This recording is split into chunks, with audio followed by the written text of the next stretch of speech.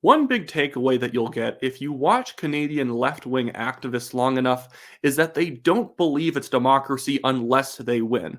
There's a story out of the small town of Westlock, Alberta, where the residents, after getting very sick and tired of all the constant pride virtue signaling being put in their public spaces, voted in a very narrow plebiscite, 663 to 639, in favor of restoring neutrality to their flagpoles and crosswalks by mandating that the only things that can be flown on the flagpoles are official flags of the places that they live.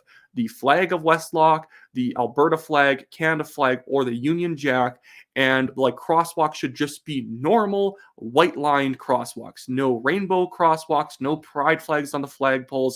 All this stuff should be left to private residences. If you want to put up in your private business, if you want to put it up in your private home or on your lawn, that's fine. But let's make neutral spaces neutral again. The public space is supposed to be neutral, but because the residents of Westlock voted the wrong way, because apparently people were lied to, or this is a bigoted, like bad vote, it's intolerant. Now the progressive activists who don't even live in Westlock are basically trying to attack Westlock, punish the people for voting the wrong way, so they are going to shove even more politics down their throat when the entire point of this vote was not to make it political in the other direction, it was to make it unpolitical. The public space should be devoid of politics. And so this is what a bunch of these left-wing activists posted. This guy named Douglas says, our firm will be covering the cost to ship all of Borderland Pride's remaining Pride Lives Here campaign signs to Westlock, Alberta. We went through this hateful small town BS here in 2020. We will do what we can to support other small places in need. What do you mean need? Need of what? Politics all the time? The people of Westlock said, we are tired of the constant virtue signaling on our public properties all the time, and we'd like to go back to the Westlock feeling like we're just in the small town of Westlock, not like we're in the constant political campaign in favor of some social movement. It's silly. Here's another post from this man, Dr. Christopher Wells.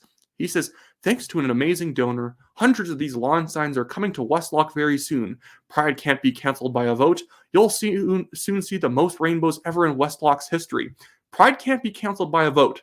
Nobody canceled it. People said, keep the neutral flagpoles meant to represent where we are, just doing that. Stop making them represent different political movements. We just want things to be neutral.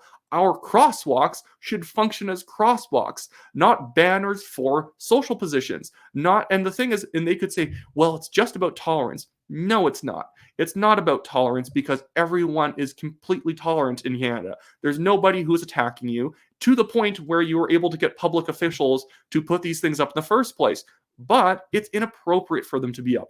It's inappropriate for any flag representing a religion to be up. It's inappropriate for a flag to be up that's representing another country. I'm usually actually quite against whenever we display flags from other countries on our flagpoles. We can support those countries, but they're not meant to be flown in our public spaces that are meant to represent the public space that we're in, the town location that we are in. But that is considered canceling pride because really these people just see the amount of power they have in the public space as being representative of how tolerant it is. So to remove a pride flag from a public space, that is being intolerant. To add an extra flag, that is to be even more tolerant. The only neutral thing is to leave everything that they've put up in place. If you take it down because, hey guys, it's not Pride Month all the time, we don't want this here, that's intolerant. And no, it isn't. And this is very anti-democratic of what they're doing. Yes, you can display these signs on your private property, but this is obviously trying to basically punish people for the way they voted by trying to get everyone in town who supported the no movement to just constantly keep pushing the issue. And I hope the residents of Westlock stand up to this nonsense and push back on this toxic political movement of constantly needing left-wing political messaging displayed everywhere all the time, or else you are at risk of being called a bigot.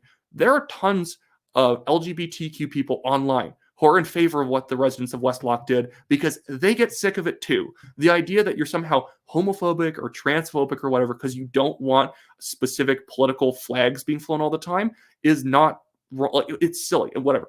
But like it's one of those things where nobody's saying get rid of it because they hate anyone. It's because they like their town and they like their town's flag and the Canadian flag, and it doesn't need to be constantly polluted with politics. Here's another post from someone, Brooke Arcan Paul, an NDP MLA, says, I'm mad as heck. But tomorrow we will wake up and keep fighting for the 639 people that showed up and voted for equity in Westlock. So you don't fight for the people who voted yes? So if they voted wrong, screw them. You're here to stick it to them because they voted the wrong direction. So we're going to keep fighting this forever. We're not going to take a break, come back at it in a couple of years, and maybe vote for what we believe in. No. They basically must be aggressed upon now. I'll continue reading that. Doing the right thing is hard, but in all my years, I've never anticipated such a narrow margin of victory in that beautiful town. We will prevail. Let it go. Maybe let people live their lives. These people are effectively like social fascists. Unless you believe in everything they do, parrot the same things that they say, and fly the same flags they do on their public property, you're an enemy. These people are supremacists.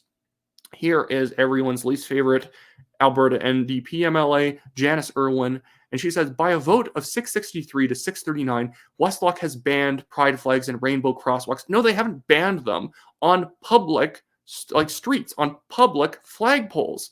If you have your own flagpole on your property, you can fly it if you want. If you have your own crosswalk if you have a large enough property, you can make it rainbows. You can make it rainbows from the sidewalk all the way up to your house. All the big walk up can be that way. They didn't ban anything. They basically enforced the idea that public spaces should be neutral. Anyways, sorry, reading on. Janice says, to Westlock's 2S LGBTQ plus community, I'm so sorry. You may feel alone, but know that there's so many of us stand with you. The fight for a safe, inclusive Alberta continues. We can't back down. We won't. What do you mean inclusive? How are the Westlock people not being inclusive? Because they wouldn't fly it? Are you not inclusive if you don't fly that Christian flag where it's like a white flag with that like blue square in the corner with a cross? Are you intolerant to Christians if you don't do that? I don't think so. That doesn't make you intolerant for not flying it. But you think people not constantly pushing your political values in the public is equivalent of bigotry. It's stupid. These people, again, just think the amount that they occupy in the public space, the amount of sidewalk space that is dedicated to their political values, that represents how tolerant a place is. Not that everything's neutral and everyone lets each other live as they please and is perfectly pleasant. Being pleasant and being neutral is not good enough. That's actually bigotry in the minds of left-wing activists like Janice Irwin, and you will be punished if your town votes the wrong way. Remember that. Here's Janice Irwin's follow-up, and she says, and please, folks, don't paint all Westlock residents with the same brush. Being there for a crosswalk painting last year was one of the most incredible events I've been to as an MLA. So many people were organizing and pushing back against this bylaw. Send them so much love. So basically what she's saying there is more than half the residents of Westlock are scum. More than half of them are scum, unless they voted no or they showed up to the crosswalk painting with Janice. Then they're the good ones. I don't think the people who voted no are nasty people. They just had a different position than me, and they lost. And that's just how it goes.